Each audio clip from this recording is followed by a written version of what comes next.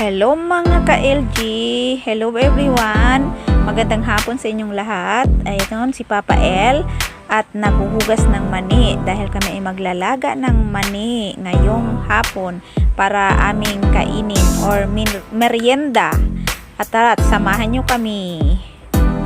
At ito na nga, nilaga ko na yung mani na hinuhugasan kanina ni Papa L. Ito ay press na press, bagong harvest mula sa bukid.